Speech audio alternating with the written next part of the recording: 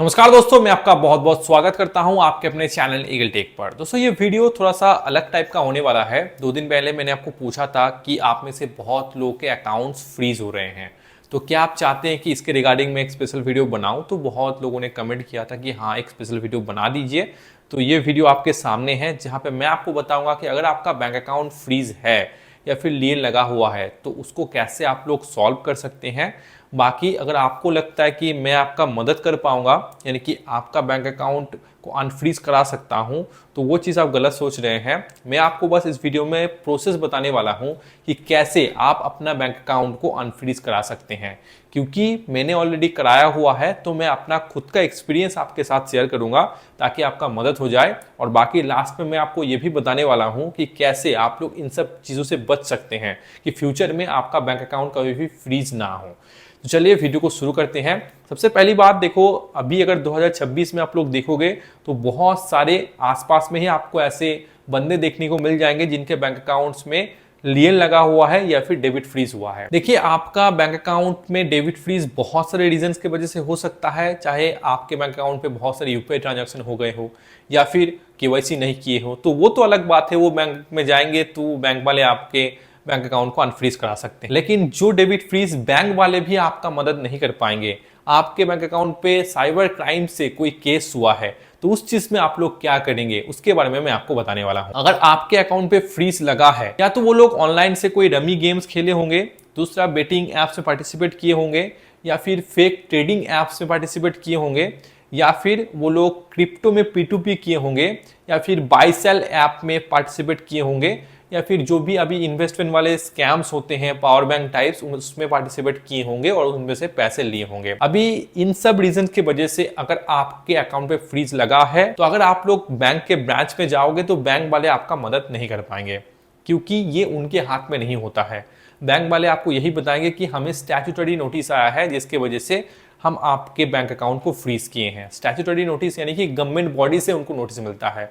अभी ये चीज उनके हाथ से बाहर है। अभी सबसे पहला स्टेप आपको क्या करना है, आपको सबसे पहला स्टेप बैंक ब्रांच पे जाना है और उनसे रिटन में ये बोलना है कि आप हमें उस पर्टिकुलर ट्रांजैक्शन के बारे में बताइए जिसके वजह से हमारे बैंक पे फ्रीज लगा है। 2 चीजें हो सकता है, एक तो लियन लगा हो सकता है या फिर डेबिट फ्रीज। लियन लगा होगा तो मान लीजिए आपके बैंक अकाउंट में 10,000 है और 1,000 ट्रांजैक्शन के ऊपर लियन लगा है, तो बाकी 9,000 रुपए आप लोग यूज कर पाएंगे। लेकिन अगर डेबिट फ्रीज लग गया है तो जो 10,000 रुपए है वो पूरा के पूरा ही आप लोगों का फ्रीज हो जाएगा, उसको आप लोग विथड्रॉ नहीं कर पाएंगे। तो पहले तो जान लीजिए कि लियन है या फिर डेबिट फ्रीज है। और अगर लियन है तो जो पर्टिकुलर ट्रांजैक्शन की वजह से लियन हुआ है उस ट्रांजैक्शन के बारे में हमें बताइए, और उसका एक एक्नॉलेजमेंट नंबर होगा, रेफरेंस नंबर होगा, वो भी आप लोग बैंक से ले लीजिए। तीसरा चीज, आप लोग मस्ट जो इन्वेस्टिगेशन ऑफिसर हैं, क्योंकि किसी ने केस किया रहेगा, किसी ने रिपोर्ट किया रहेगा साइबर क्राइम के पोर्टल पे, उसके वजह से एक केस रजिस्टर्ड हो गया है और वो केस किसी भी एक इन्वेस्टिगेशन ऑफिसर के अंडर है, तो उनका कॉन्टैक्ट डिटेल्स आप जरूर से बैंक से ले लीजिएगा। बैंक के पास होगा, अगर नहीं है तो बैंक मंगा सकते हैं और फिर बैंक को वो लोग देंगे तो आपको मिल जाएगा। तो 3 चीजें, एक तो ट्रांजैक्शन के बारे में जान लीजिए, एक्नॉलेजमेंट नंबर ले लीजिए, और जो इन्वेस्टिगेशन ऑफिसर के अंडर आपका केस है वो उनका डिटेल्स आप लोग ले लीजिए। जब आपको ट्रांजैक्शन के बारे में पता चल गया तभी आपको आइडिया लग जाएगा कि किस वजह से ये ट्रांजैक्शन हुआ था, आपके अकाउंट पे पैसा आया था। अभी आपको प्रूव करना है कि ये जो पैसा आपके बैंक पे आया है ये आपके गलती की वजह से आया है, इसमें आपका कोई हाथ नहीं है, यानी कि आपने कोई फ्रॉड नहीं किया है, आपने किसी का पैसा नहीं मारा है, लेकिन आपने छोटी मोटी गलती किया है, जैसे गेम खेल लिए या फिर किसी स्कैम में फंस गए या फिर कहीं पे देखा और उसके वजह से आपने ऐप इंस्टॉल किया, थोड़े बहुत बेटिंग या फिर ट्रेडिंग आप लोग कर लिए, उसके वजह से आ गया है। ये छोटी मोटी गलतियां हैं। लेकिन अगर आपने जानबूझ के किसी के साथ स्कैम किया है, किसी को फंसाया है, किसी का पैसा लूट लिए हैं, तो उस चीज में केस बड़ा हो जाता है, फिर वो तो चीज अलग हो जाएगा। लेकिन मैक्सिमम जो है, मैंने जो फर्स्ट पार्ट में बताया कि छोटी मोटी गलती की वजह से अगर हुआ है तो आप लोग सबसे पहले जो इन्वेस्टिगेशन ऑफिसर है उनसे कांटेक्ट कीजिए। अभी देखो, डर तो लगेगा, क्योंकि एक तो जब साइबर क्राइम फिर पुलिस ये सब का नाम आप लोग सुनेंगे तो डर तो लगेगा, सबको लगेगा कि अगर वो लोग हमें अरेस्ट कर लिए तो देखो, डरने की कोई बात नहीं है। मैं अपना एक्सपीरियंस आपके साथ शेयर करता हूं, उसके बाद आपको पता चलेगा कि मैं ऐसा क्यों बोल रहा हूं। 2023 में मेरे अकाउंट पे 2 लियन आया था। सबसे पहली बार के लिए डेबिट फ्रीज हो गया था। तब तो शायद लियन नहीं लगता था, पूरा अकाउंट को ही डेबिट फ्रीज कर दिया जाता था। तो सबसे पहली बार के लिए 2023 में, आज से 3.5 साल पहले मेरे को तब पता चला कि डेबिट फ्रीज नाम से भी कोई चीज होता है। मुझे लगा कि बैंक पे कॉल करेंगे, मैनेजर को बताएंगे तो मुझे रीजन बता देंगे कि किस वजह से डेबिट फ्रीज हुआ है। तो उन्होंने मुझे बताया कि स्टैट्यूटरी नोटिस आया है, एक बैंगलोर से और एक पुणे से, और उन्होंने मुझे ट्रांजैक्शन का डिटेल्स भी दिया कि ये 2 ट्रांजैक्शन है जिसके वजह से आपके अकाउंट पे डेबिट फ्रीज लगा है। तो मैंने जब ट्रांजैक्शन को देखा तो तुरंत मुझे समझ में आ गया कि ये जो 2 ट्रांजैक्शन हैं ये किस टाइप के हैं और किस वजह से मेरे अकाउंट पे डेबिट फ्रीज लगा है। मैं आपको बताना चाहता हूं उसके बारे में। देखो, मैंने तब कुछ ऐसे एप्लीकेशंस के प्रमोशन किए थे जो कि रमी टाइप्स थे, जो कि ड्रैगन वर्सेस टाइगर, ये सब आप अगर आपने बहुत पहले से जुड़े हैं मेरे चैनल पे तो तब आपको मालूम होगा। तो जिस कंपनी ने मुझे वो प्रमोशन दिया था उन्हीं ने मुझे वो पैसा मेरे अकाउंट पे ट्रांसफर किए थे। तो मुझे लगा कि अगर मुझे पेड प्रमोशन में कर रहा हूँ और प्रमोशन के वजह से कंपनी मुझे पैसा पे किया है और उसी पैसे पे अगर मेरा डेबिट फ्रीज लग गया, यानी कि जितने भी पैसे यूज़र को मिल रहे होंगे वो भी शायद ब्लैक ही होगा, या फिर आप कह सकते हैं मनी लॉन्ड्रिंग के केस में मेरे यूजर्स भी फंस सकते हैं। तो मैंने तब एक डिसीजन लिया था कि इसके बाद से मैं इन सब एप्लीकेशन का प्रमोशन नहीं करूंगा। लेकिन तब भी मुझे नहीं करने चाहिए थे, उसके लिए मैं आपसे हाथ जोड़ के माफी मांगना चाहता हूं। अगर हो सके तो आप लोग मुझे माफ कर देना। थोड़े से ज्यादा पैसे के लालच के चक्कर में मैंने उन सब एप्लीकेशन का प्रमोशन किया था जो मुझे बिल्कुल भी नहीं करना चाहिए था। आज भी मुझे उस चीज का पछतावा है और शायद पूरा जिंदगी रहेगा। उसके बाद तुरंत मैंने बैंगलोर और पुणे के इन्वेस्टिगेशन ऑफिसर से कांटेक्ट करने की कोशिश किया। सबसे पहले तो जो बैंगलोर वाला केस था उसको मैंने सॉल्व करने की कोशिश की। 2023 की बात है, तब डेबिट फ्रीज नया नया लगना चालू हुआ था। अभी तो आप लोग इंटरनेट पर सर्च करेंगे और यूट्यूब में सर्च करेंगे तो बहुत सारे सोल्यूशन आपको मिल जाएंगे, लेकिन तब नहीं मिलते थे। तो मैंने एक लॉयर को हायर किया और वो मेरे साथ गए थे बैंगलोर, और मुझे भी थोड़ा सा डर लगा था कि शायद क्या ही हो जाए। लेकिन जब इन्वेस्टिगेशन ऑफिसर से मैं मिला तो मुझे बहुत ही ज़्यादा रिलैक्स फील हुआ, क्योंकि जो इन्वेस्टिगेशन ऑफिसर थे वो बहुत ही ज़्यादा कोऑपरेटिव थे। उन्होंने बस मुझसे 2 सवाल किए कि जो ट्रांजैक्शन अमाउंट है ये आपको क्यों मिला है, और दूसरा सवाल उन्होंने ये किया था कि मेरा सोर्स ऑफ इनकम क्या है। तो जब मैंने उनको बताया तब मेरा आंसर उनको काफी ज्यादा सेटिस्फैक्टरी लगा और उनको विश्वास हो गया कि मैं इस केस में डायरेक्टली इन्वॉल्व नहीं हूं और मुझे एनओसी दिया जा सकता है। तो उन्होंने बस जो अमाउंट था उसको डिडक्ट करके मुझे एनओसी दिया। फिर उस एनओसी को जब मैंने बैंक पे सबमिट किया तो जो बैंगलोर वाला केस था वो मेरे अकाउंट से हट गया। उसके बाद एक और केस मुझे सॉल्व करना था, नहीं तो मेरा बैंक अकाउंट डेबिट फ्रीज ही रहता, क्योंकि 2 केसेस थे। एक को सॉल्व करने पे एक और था, अगर दोनों में सॉल्व ना करता तो मेरे अकाउंट से पैसा मैं नहीं निकाल सकता था।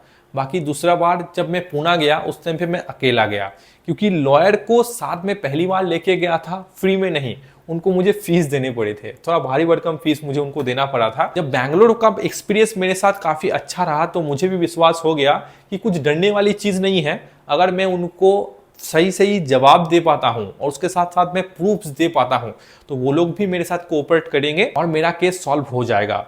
और ऐसा ही हुआ। पुणे में जब गया तो उधर भी जो इन्वेस्टिगेशन ऑफिसर थे वो भी मेरे साथ काफ़ी बातचीत किए और मेरे को उन्होंने वही 2 सवाल किए कि मेरा सोर्स ऑफ इनकम क्या है, ये जो ट्रांजैक्शन आया है ये किस वजह से आया है।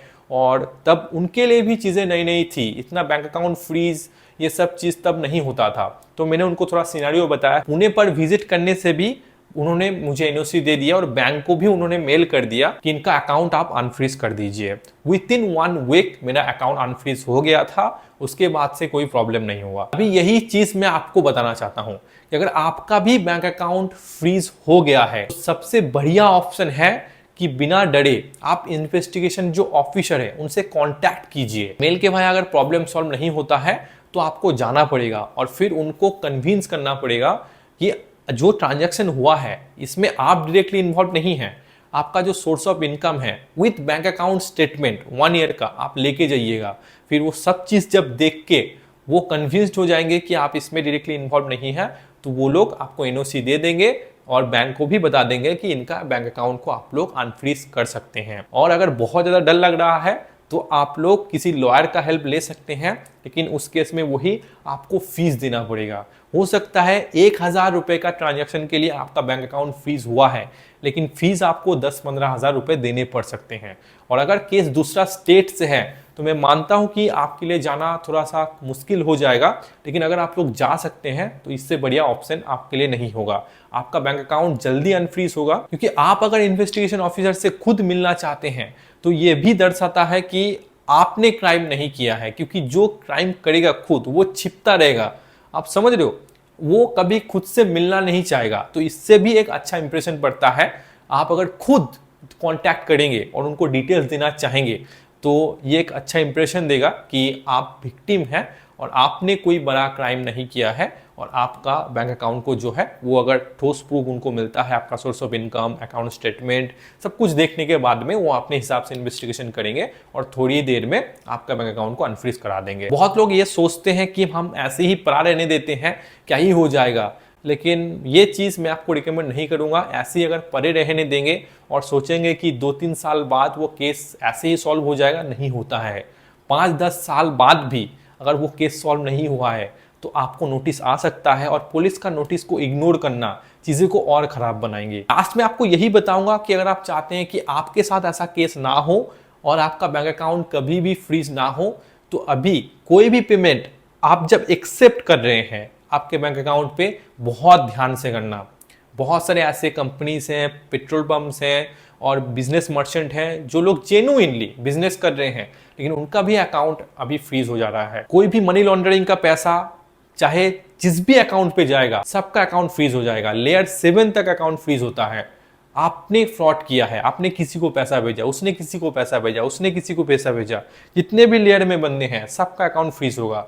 और फिर जब तक वो लोग रीजन नहीं दे पाएंगे, जब तक प्रूव नहीं कर पाएंगे कि मेरा जो पैसा है वो जेन्युइन है, मैंने कोई बिजनेस दिया और उसके वजह से मुझे मिला, तब तक उनका अकाउंट जो है अनफ्रीज नहीं होगा। ऐसे ही तो अनफ्रीज नहीं हो जाएगा, आपको कांटेक्ट तो करना ही पड़ेगा। इससे पहले भी मैं बहुत बार बता चुका हूं, फिर से बता रहा हूं कि कोई भी रमी एप्लीकेशन हो, इन्वेस्टमेंट वाले एप्लीकेशन हो जो पावर बैंक टाइप्स होते हैं, फिर बेटिंग एप्लीकेशन हो, फिर फेक क्रिप्टो ट्रेडिंग प्लेटफॉर्म्स हो, इन सब से बचे रहिए। थोड़े से ज़्यादा पैसे के लालच के चक्कर में आप इन सब चक्करों में मत पड़िए। मैक्सिमम चांस है कि आपका पैसा उसमें जाएगा, और सिर्फ जाएगा नहीं, आप खुद फंस भी जाओगे। अकाउंट पे एक बार फ्रीज लग जाना, उसके बाद फिर आपको इन्वेस्टिगेशन ऑफिसर को कॉन्टेक्ट करना है, जाना है, फिर उसके बाद अनफ्रीज कराना है। इन सब चक्करों में ना टाइम भी जाता है, पैसे भी जाता है, और एक मेंटल प्रेशर भी रहता है। तो इन सब चीज़ों से अगर आपको बचना है, ठीक है, तो ध्यान से अपने बैंक अकाउंट पे पैसे लेना है। और ये सब ऑनलाइन पे अभी जिधर भी जाओगे, जो भी सोशल मीडिया पे जाओगे, आपको ये एड्स देखने को मिलते हैं, तो ये सब चक्करों में बिल्कुल भी मत पड़िए, बहुत बुरी तरह से फंस जाओगे। चलिए दोस्तों, ये था मेरा एक्सपीरियंस जो मैंने आपको शेयर किया है, और प्रोसेस जो मैंने फॉलो किया था जिस वजह से मेरा अकाउंट अनफ्रीज हुआ था वो भी मैंने आपको बताया। अभी आप लोग भी इस प्रोसेस को फॉलो कीजिए, थोड़ा सा टाइम लगेगा, लेकिन जेन्युइनली यही प्रोसेस है आपके अकाउंट को अनफ्रीज कराने का। बाकी और भी वीडियोस हैं, आप लोग देख सकते हैं, उसके बाद आपके अकाउंट को अनफ्रीज करा सकते हैं। चलिए दोस्तों, उम्मीद है ये वीडियो आपको पसंद आया होगा। मिलते हैं अगले वीडियो में, तब तक के लिए खुश रहिएगा।